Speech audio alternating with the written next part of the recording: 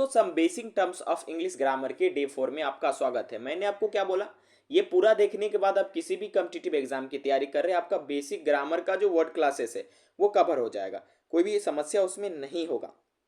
लेकिन इसके अलावा दोस्तों वन बाय वन करके हम चीज़ों को पढ़ेंगे, वहाँ से भी कवर होगा। तो चलिए दोस्तों पढ़ते हैं। हम लोगों का आज का जो क्लास है उसको हम पढ़ेंगे डिटरमाइनर्स एंड एडजेक्टिव के बारे में, सिंथेसिस के बारे में, एनालिसिस के बारे में, कंजंक्शन और उसके बाद कोऑर्डिनेटिव कंजंक्शन, सबऑर्डिनेट कंजंक्शन के बारे में भी पढ़ेंगे। देखिए आप घबराइएगा नहीं दोस्तों, इसमें सिर्फ बेसिक पढ़ रहे हैं हम लोग, डिटरमिनर्स और एडजेक्टिव इसको डिटेल में भी पढ़ाई करके रखे हैं, तो उसके लिए टेंशन लेने की जरूरत नहीं है। उस वीडियो को आप देखिए, प्लेलिस्ट में दिया गया है। दोस्तों चलिए समझते हैं। देखिए डिटरमाइनर्स या एडजेक्टिव क्या होता है। देखिए ट्रेडिशनल ग्रामर में डिटरमाइनर्स को एडजेक्टिव से अलग नहीं किया गया है। मतलब जो पुराने के समय में जो ग्रामर चलता आ रहा था उसके हिसाब से जो है दोस्तों, डिटरमाइनर्स और एडजेक्टिव दोनों को डिफ्रेंशिएट नहीं किया गया, दोनों को एक ही श्रेणी में रखा गया है। माने कि डिटरमाइनर्स एडजेक्टिव का ही भाग होता था। ठीक है, डिटरमाइनर्स क्या होता था, एडजेक्टिव का ही भाग होता था, या एडजेक्टिव का भाग है, ये भी समझिए, अलग नहीं करने का सेंस। देखिए दोस्तों डिटरमाइनर्स के रूप में परिवर्तन नहीं होता है, जो डिटरमाइनर होते हैं उसके रूप में कोई परिवर्तन नहीं होता, ये बात ध्यान रखिएगा। डिटरमाइन का मतलब होता है किसी चीज को निर्धारित करना। ठीक है, तो डिटरमाइनर्स में दोस्तों जो है कुछ शब्द आते हैं, जैसे ए आ जाता है, एन आ जाता है, द, सम, उसके बाद दोस्तों इसके अलावा आपके ऑल भी आ जाते हैं। क्या आ जाते हैं, ऑल आ जाते हैं। उसके बाद दोस्तों आपके मच आ जाते हैं, both, few, whole, it is, ये सब आ जाते हैं आपके।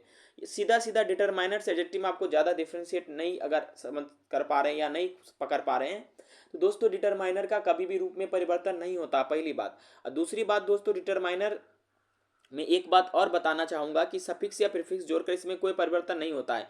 यानी कि हम मान लीजिए एन के पहले कुछ लगा ले, द के पहले लगा ले कुछ, सम के पहले कुछ लगा ले, ये संभव नहीं है। जबकि एडजेक्टिव में दोस्तों संभव है। जैसे मान लीजिए हम कहते हैं दोस्तों, ध्यान से दीजिए, देखिएगा, हम देखिए सबसे पहले तो एडजेक्टिव को बदल भी सकते हैं। जैसे ब्यूटीफुल, ब्यूटीफुल को क्या बोल सकते हैं दोस्तों, मोर ब्यूटीफुल।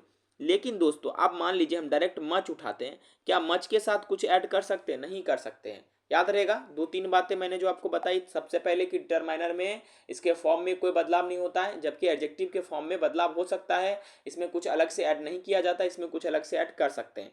ठीक है, और दोस्तों देखिए डिटरमाइन का मतलब होता है किसी चीज का निर्धारित करना। ओके, जैसे अब एक एग्जांपल लेते हैं, ब्लैक से क्या बना, ब्लैकिश बना, ब्लैकनेस बना, गुड से गुडनेस बना, फास्ट से फास्टर या फास्टेस्ट बनाया गया। ये सारे के एडजेक्टिव हैं। ठीक है, अगला है दोस्तों सिंथेसिस। सिंथेसिस यह एक ऐसी प्रक्रिया होती है जिसके द्वारा बहुत से वाक्यों को जोड़कर एक वाक्य बनाया जाता है, अर्थात दो या दो से अधिक वाक्यों को संयुक्त कर एक simple, compound, complex, mixed sentence बनाने की प्रक्रिया को सिंथेसिस ऑफ सेंटेंस कहते हैं। यानी सिंथेसिस एक ऐसी प्रक्रिया होती है जिसमें बहुत सारे सेंटेंसेस को जोड़कर एक सिंगल सेंटेंस बनाया जाता है। वो आपको या तो सिंपल हो सकता है, वो कंपाउंड हो सकता है, या कॉम्प्लेक्स या मिक्स। इसी को तो सिंथेसिस ऑफ सेंटेंस हम लोग चैप्टर भी पढ़ते हैं। और इस दोनों से दोस्तों पांच पांच क्वेश्चन इंडिया के एग्जाम में आते हैं। ठीक है, और सीडीएस के एग्जाम में आते हैं, और अलग अलग कॉम्पिटिटिव एग्जाम में भी इससे क्वेश्चन आ जाते हैं। ठीक है दोस्तों, आगे बात करते हैं हम लोग जो है एनालिसिस। देखिए एनालिसिस का मतलब क्या हुआ। अब जैसे देखिए हम कहते हैं हम प्रीवियस ईयर क्वेश्चन का एनालिसिस करें, एनालिसिस का सीधा मतलब हुआ उसके मतलब पूरी डिटेल उसके बारे में जानना, उसके बारे में पूरा खंगालना कि इसमें क्या है क्या नहीं है। देखिए दोस्तों एनालिसिस का सीधा अर्थ होता है कि उसमें जो विद्यमान क्लाउजेज हैं उसकी पहचान करना, वाक्य किस प्रकार का है, यानी क्लाउज क्या है, वाक्य कौन सा है। ठीक है, जैसे कि आप जांच में यह जान सकते हैं क्लाउज प्रिंसिपल है, कोऑर्डिनेट है, सबऑर्डिनेट है। ठीक है, या सेंटेंस को पहचान सकते हैं, सिंपल है, कंपाउंड है, कॉम्प्लेक्स या मिक्स्ड है, किस प्रकार। इस तरह के चीज़ों को एनालिसिस कहते हैं। एनालिसिस का सीधा मतलब हुआ उस सेंटेंस को खंगालना, उस सेंटेंस को समझना कि सेंटेंस के अंदर में क्या है। ठीक है दोस्तों, याद रहेगा। चलिए अब आगे बात करते दोस्तों कंजंक्शन के बारे में। देखिएगा ध्यान से दोस्तों, कंजंक्शन जो है दोस्तों, यह ऐसा शब्द है जो शब्द या वाक्यों को आपस में जोड़ता है। इसे सेंटेंस लिंकर भी कहा जाता है। दोस्तों याद रखिएगा, कंजंक्शन को हम लोग सेंटेंस लिंकर भी कहते हैं, यानी कि ये सेंटेंस को जोड़ने का भी काम करता है। मैंने क्या बोला, आप एक बार ये पूरा देख लीजिएगा, आपको कोई भी दिक्कत नहीं होगा। अभी बेसिक कवर कर रहे हैं, इसमें डिटेलिंग भी हम लोग देखेंगे। देखिए कह रहा है conjunction is a word that joins word और सेंटेंस टुगेदर। कंजंक्शन एक शब्द होता है जो शब्दों को एक साथ जोड़ता है। ठीक है, क्या करता है, शब्दों को यानी माफ कीजिएगा सेंटेंसेस को एक साथ जोड़ता है। यानी कि इसके अलावा कंजंक्शन को ज्वाइनर भी कहा जाता है। ये ज्वाइन करने की कोशिश करता है, सेंटेंस लिंकर की कोशिश करने पर करता है। जैसे मान लीजिए एक लड़का है, ये लड़की है, बीच में जो अगुआ होता है कि इस ये लड़का के बारे में जो जानता है, लड़की के बारे में, दोनों को जो शादी कराता है, वही कंजंक्शन है, अगुआ काम करता है। ये सेंटेंस नंबर 1 कौन है, लड़का है, सेंटेंस नंबर 2 कौन है, लड़की है, दोनों के बीच में अगुआ यानी जोड़ने का काम कौन करता है, कंजंक्शन। तो कंजंक्शन किसका काम करता है, अगुआ का, सेंटेंस लिंकर का काम करता है। ठीक है। अब दोस्तों जैसे कि आपको पता है कि कंजंक्शन के कई पार्ट हैं। एक है कोऑर्डिनेट कंजंक्शन या कोऑर्डिनेटिंग कंजंक्शन। ये कंजंक्शन दो समान रैंक के सेंटेंस या वर्ड्स को जोड़ते हैं। इस तरह के मुख्य कंजंक्शन है फॉर, एंड, नोर, बट और येट। यानी कि देखिए कंजंक्शन बेसिकली तीन तरह के हैं यहाँ पर। कोऑर्डिनेटिंग कंजंक्शन उस कंजंक्शन कहते हैं जो समान रैंक का सेंटेंस हो या वर्ड्स को एक साथ जब जोड़ता है तो उसे कंजंक्शन कहते हैं, जैसे फॉर, एंड, नोर, बट और येट और सो। अब ये समान रैंक के कौन कौन शब्द होते हैं, इसको एक स्पेशल चैप्टर है कंजंक्शन, उसमें पढ़ेंगे। बट अभी थोड़ा जानना है कि कोऑर्डिनेट का मतलब हुआ सामान्य रैंक का जो सेंटेंस या वर्ड होगा उसको एक साथ जोड़ने का काम करेगा। सब ऑर्डिनेटिंग कंजंक्शन किसको कहते हैं दोस्तों, इन कंजंक्शन द्वारा एक सब ऑर्डिनेटिंग क्लॉज या अन्य क्लॉज से जोड़ा जाता है। सब ऑर्डिनेटिंग क्लॉज वह क्लॉज जो अपने पूर्ण अर्थ के लिए अन्य क्लॉज पर निर्भर करता है। देखिए सब ऑर्डिनेटिंग कंजंक्शन का सीधा मतलब हुआ इसमें सब ऑर्डिनेट क्लॉज को लेकर सेंटेंस को लिंक किया जाता है, तो उसको सब ऑर्डिनेटिंग कंजंक्शन कहते हैं। जैसे कुछ एग्जांपल में आफ्टर है, ऑल दाउ है, as, if, as long as though, because, before, even though, if, only, in order, now, that, once, rather than, so that thou, till, unless, until, when, whenever, where, whereas, wherever, while, once, rather than।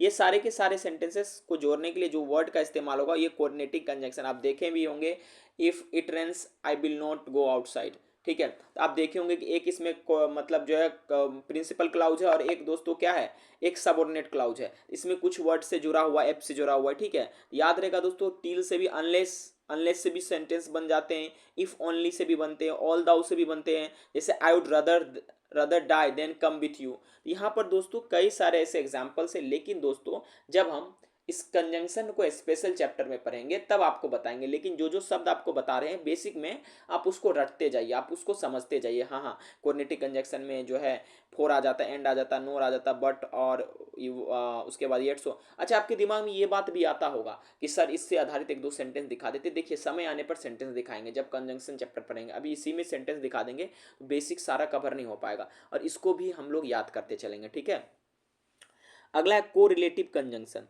जो conjunction pair में प्रयोग किए जाते हैं उन्हें correlative conjunction कहते हैं, यानी पेयर में। जैसे either or, neither nor, both and, whether nor, whether or, not only but also. ठीक है, not only you are suspectable but also your brother. ठीक है, आपका ब्रदर भी जो है सस्पेक्टेबल है। तो यहाँ पर हमने कोरिलेटिव कंजंक्शन क्या याद रखिएगा, कोरिलेशन करने का काम करता है। जो कंजंक्शन के पेयर होते हैं जो कोरिलेट करते हैं, दूसरे को एक जोड़ते हैं। जैसे केवल तुम ही नहीं, तुम्हारा भाई भी, ना ही मैं ना मतलब नाइदर नो, ना तो वो ना तो बोथ एंड, ये इस तरह से जोड़ा जाता है ना, आइदर और, या तो ये या तो ये। ठीक है, देखिए कोर एक बात कह रहा है, याद रखिएगा कि कोरिलेटिव कंजंक्शन जो हमेशा पेयर में यूज होता है और वो सिमिलर एलिमेंट्स को ज्वाइन करती है। ये भी ध्यान रखिएगा, एलिमेंट्स दोनों का सिमिलर होना चाहिए।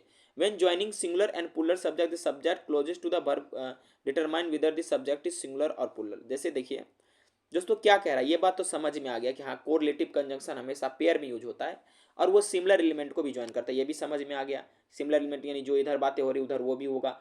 लेकिन जब इसको सिंगुलर या पुलर सब्जेक्ट से जोड़ते हैं तो जो सब्जेक्ट क्लोजर है वर्ब वर्ब का वही डिटरमाइन करेगा वर्ब से। यानी कि जो जैसे neither your brother nor you, तो जो क्लोजर है कौन, क्लोजर कौन है दोस्तों, तो यू के बाद जो वर्ब आएगा उसके हिसाब से दोस्तों क्या होगा, जो है आपका यानी कि जो डिटरमाइन करेगा, जो वर्ब के क्लोजेस्ट वो डिटरमाइन करेगा। क्लियर है बात। ठीक है दोस्तों, समझ में आया कि नहीं। जैसे हम बोलते हैं not only you but also your brother, तो यहां पर दोस्तों क्या है, तो यहाँ पर जो नेक्स्ट सेगमेंट आएगा योर ब्रदर, उसके हिसाब से वर्ब हम लोग इस्तेमाल करते हैं। ये हम लोग सब्जेक्ट वर्ब एग्रीमेंट में पढ़ चुके हैं, उसका लिंक हमने आपको दे दिया, आप देख लीजिएगा।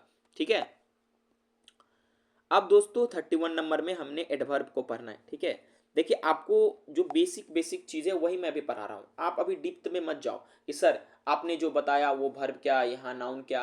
देखो सिर्फ और सिर्फ मैंने आपको बताया कंजंक्शन को सेंटेंस लिंकर भी कहते हैं, ये सेंटेंस को जोड़ने का काम करता है। ये तीन तरह का होता है, कोऑर्डिनेटिंग, सबऑर्डिनेटिंग और कोरिलेटिव।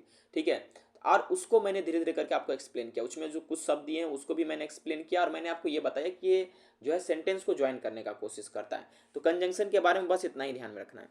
अब एडवर्ब दोस्तों क्या है, यह वाक्य में ऐसा शब्द है जो वर्ब या एडजेक्टिव या अन्य एडवर्ब या एडवर्बियल फ्रेज की विशेषता प्रदान करता है, संशोधित करता है, उसके अर्थ में कुछ वृद्धि या परिवर्तन करता है। यानी कि एडवर्ब क्या होता है, या तो वर्ब या एडजेक्टिव या ये खुद कोई एडवर्ब का या कोई एडवर्बियल फ्रेज है, उसका जो है विशेषता बताता है कि क्या इसमें क्वालिटीज है, उसको संशोधित करता है, यानी उसमें कुछ मॉडिफिकेशन जिसको आप कहते हैं, संशोधन का माने क्या हुआ, मॉडिफिकेशन, कुछ उसमें ऐड कर देता है। इसके अलावा दोस्तों उसके अर्थों में क्या करता है, वृद्धि करता है या परिवर्तन करता है, ठीक है, उसे एडवर्ब कहा जाता है। क्लियर है दोस्तों। जैसे एक एडवर्ब क्या है, an adverb is that word in a sentence which modifies the meaning of verb, adjective और अदर एडवर्ब और एडवर्बियल फ्रेज। अच्छा, आपके दिमाग में क्वेश्चन आता होगा सर एक दो एग्जांपल भी दे देंगे तो कितना अच्छा रहेगा। जैसे अगर मैं बोलूँ सी रन्स फास्टली, तो यहाँ पर आप देखिए फास्टली क्या कर रहा है, यहाँ पर मॉडिफिकेशन का काम कर रहा है, ठीक है, संशोधित कर रहा है। यहाँ पर वृद्धि में क्या इस रन्स के यानी इस वर्ब जो है रन्स में के मतलब में चार चांद लगा के वो दौड़ती है, लेकिन कैसे दौड़ती है, बहुत तेजी से दौड़ती है, तो फास्टली यहाँ क्या हो जाएगा, एडवर्ब हो जाएगा। देखिए एडवर्ब के अलग अलग टाइप है, adverb of time, adverb of place, ठीक है, ये सारा चीज एडवर्ब चैप्टर में पढ़ेंगे, टेंशन लेने की आवश्यकता नहीं है, बट अभी बेसिक ग्रामर है, बेसिक बेसिक चलते जाएंगे, है ना। क्लियर है दोस्तों। अब अगले बात करते हैं प्रोनाउन, ठीक है।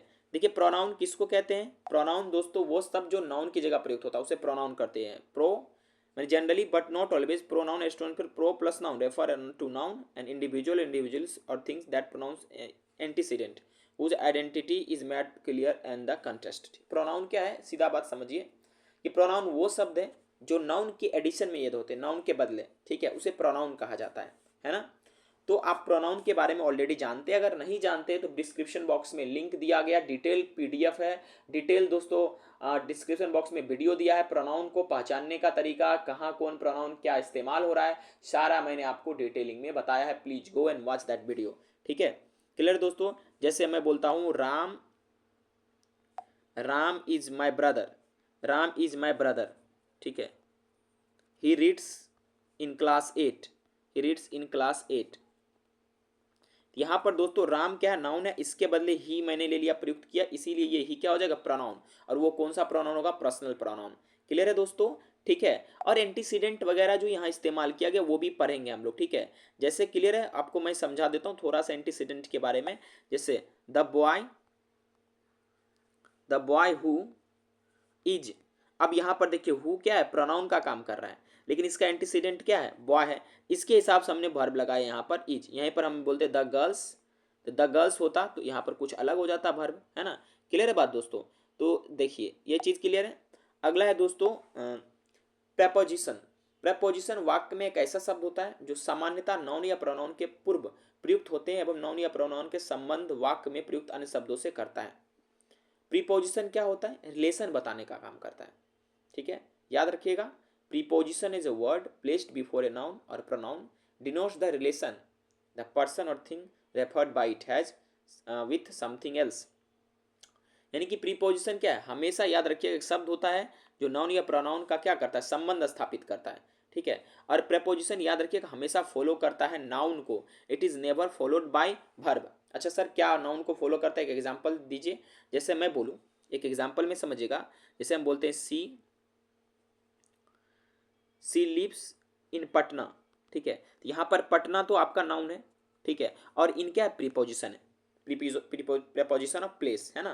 वैसे प्रेपोजिशन कहा जाता है लेकिन प्रीपोजिशन भी बोल के हम लोग चलेंगे, प्रेपोजिशन ऑफ प्लेस, है ना। तो दोस्तों अब देखिए एक एग्जांपल मैं आपको और देता हूँ कि जैसे मैंने क्या बोला कि यहाँ पर बोला कि हमेशा नाउन को फॉलो करता है, वर्ब को फॉलो नहीं करता है। जैसे एग्जाम्पल देता हूँ, ठीक है, by do great exercise, by do great work. तो यहाँ पर देखिए बाय क्या है, प्रीपोजिशन, लेकिन डू यहाँ पर वर्ब है, इसलिए सेंटेंस गलत है। क्योंकि अगर हम चाहते हैं, अगर हम सबसे पहले तो मैंने ये बताया कि प्रीपोजिशन जो है वर्ब को फॉलो नहीं करता है, लेकिन अगर हम चाहते हैं कि मेरा प्रीपोजिशन वर्ब को फॉलो करे तो उसके लिए दोस्तों हम लोगों को क्या करना पड़ेगा, डू के जगह पर लगाना पड़ेगा डूइंग, आईएनजी फॉर्म में बना देंगे, by doing great work you can achieve success, है ना। क्लियर दोस्तों। अगला दोस्तों है आपका subject verb agreement. Subject verb agreement आपको क्लियर है, एक वाक्य में वर्ब एवं सब्जेक्ट के मध्य एक एग्रीमेंट होता है, उसी को सब्जेक्ट वर्ब एग्रीमेंट कहते हैं। यानी सब्जेक्ट और वर्ब के बीच में होने वाले समझौता को सब्जेक्ट वर्ब एग्रीमेंट कहते हैं। यानी सब्जेक्ट अगर सिंगुलर है तो वर्ब भी सिंगुलर लगेगा, सब्जेक्ट अगर प्लूरल है तो वर्ब भी प्लूरल लगेगा। जैसे the verb must agree with its subject in number and person, इन एस फील्ड साहब का कहना है। जैसे हम बोलते हैं राम, राम रीड्स, उसके बाद आई रीड, यू रीड, यहाँ देखिए क्लियर है बात, ठीक है। बॉयज रीड, यहाँ पर देखिएगा, यहाँ से क्लियर होगा। राम एक सिंगुलर है सब्जेक्ट, तो वर्ब भी सिंगुलर आया, रीड्स आया। अब बॉयज प्लूरल है तो वर्ब भी प्लूरल आया, याद रहेगा, क्लियर है बात। तो ये सब्जेक्ट वर्ब एग्रीमेंट का भी मैंने प्लेलिस्ट आपको दे दिया इस वीडियो के डिस्क्रिप्शन बॉक्स में, प्लीज जाइए उसको पूरा देखिए, है ना। अगला दोस्तों है वीक वर्ब्स, ठीक है। अगला है वीक वर्ब्स, देखिए verbs which require ed, d or t to be added to the present tense to form the past indefinite are called weak verbs। दोस्तों वीक वर्ब्स किसको कहते हैं? कमजोर, कमजोर वर्ब, ठीक है। वे वर्ब जिसको प्रेजेंट से पास्ट में बदलने के लिए उसमें डी लगाना पड़े, ईडी लगाना पड़े या टी लगाना पड़े, समझ जाइए, उसे दोस्तों हम लोग वीक वर्ब कहते हैं। जैसे सेल से बना सॉल्ट, सॉल्ट, बर्न से बना बंट, बंट, थिंक से बना थॉट, थॉट, लेंट से बना लेंट, लेंट, लेंट। ये सारे के सारे दोस्तों आपके वीक वर्ब्स हैं, ठीक है। और भी बहुत सारे एग्जाम्पल्स है जिसमें ईडी, जैसे डिसाइडेड, डिसाइड से बना डिसाइडेड, ठीक है। ट्राई से ट्राइड बना, है ना। तो जिसमें लास्ट में ईडी लगा के या डी लगा के या टी लगा के अब प्रेजेंट टेंस से added to the present tense to the form past indefinite, उसको हम लोग क्या कहते हैं, यानी कि डी ईडी लगा के हम अगर पास्ट बना रहे हैं उस शब्दों को समझिए वीक वर्ब है। स्ट्रॉन्ग वर्ब्स किसको कहते हैं? Verbs that form their past tense by merely changing the vowel in their present form without adding an ending are called strong verbs। अच्छा, मजबूत वर्ब किसको कहते हैं? वे वर्ब जो केवल अपने बीच का पार्ट ही बदल लेते हैं, ठीक है। जैसे कोई वॉवेल है उस अपने साउंड को बदल लेगा, ठीक है। जैसे समझ आ रहे हैं ना बात, बीच में जैसे आई है तो ई में कन्वर्ट हो जाएगा, उसके बाद दोस्तों आई है तो वो ओ में कन्वर्ट हो जाएगा। स्ट्रॉन्ग वर्ब्स किसको कहते हैं? तो वो वर्ब्स जो क्या करते हैं, अपना जो फॉर्म है, बीच वाला फॉर्म यानी वॉवेल का फॉर्म है, वो केवल उसको बदलते, लास्ट में कोई परिवर्तन उसमें नहीं होता है, ठीक है। लेकिन वीक वर्ब्स में लास्ट में क्या होता है, परिवर्तन हो जाता है ना। तो दोस्तों समझ में, जैसे एबाइड से बना एबोड, एबोड, बियर से बना बोर और बोर्न, बिकम से बिकेम और बिकम, फाइंड से क्या बना, फाउंड और फाउंड, ठीक है। क्लियर दोस्तों। अब दोस्तों देखिए हम बात करते हैं रेगुलर वर्ब्स को लेकर। रेगुलर वर्ब्स वो वर्ब्स जिनके मूल रूप में टी डी या ईडी लगाने पर उसका पास्ट बनता है, उसे रेगुलर वर्ब्स कहते हैं, ठीक है। जैसे टॉक से बना टॉक्ड, टॉक्ड, लाइव से बना लाइव्ड और लाइव्ड, ठीक है। इरेगुलर वर्ब किसको कहते हैं? जिन वर्ब्स की पास्ट फॉर्म वर्ब के मूल रूप में डी ईडी टी लगाने से नहीं बनती है, उन्हें इरेगुलर वर्ब्स कहते हैं, ठीक है। जैसे दोस्तों एग्जाम्पल के तौर पे हम ऐसे भी मतलब ऐसे वर्ब्स का पास्ट फॉर्म बनाने हेतु कोई नियम निर्धारित नहीं है। अच्छा, ये कह सकते हैं कि जो मेरा दोस्तों वीक वर्ब है वो रेगुलर वर्ब्स में आ जाएंगे, और इरेगुलर वर्ब में कौन आएंगे? जो स्ट्रॉन्ग वर्ब से नहीं, जैसे हम लोगों ने पीछे देखा था। इरेगुलर वर्ब में क्या होगा, पास्ट बदलने के लिए कोई डी डी की आवश्यकता नहीं पड़ती है, क्या होता है उसमें फॉर्म में बदलते रहता है, और उसके आधारित कोई नियम नहीं, आपको ऐसे ही याद करना पड़ेगा। सी सो सीन, गो वेंट गोन, कम केम और कम, ठीक है। क्लियर है दोस्तों? आई होप आपको ये चीज़ समझ में आता होगा, ठीक है। क्लियर दोस्तों। अब देखिए हम अगले वीडियो में डिस्कशन करेंगे stative verb, dynamic verb, inquative verbs, transitive verbs, है ना, intransitive verbs, auxiliary verbs, linking verbs, notional verbs, ठीक है, modals, finite verb, non finite verbs, infinitive, splitive infinitive, gerund, ये सब आगे चर्चा हम लोग करेंगे। Thank you very much for watching this video.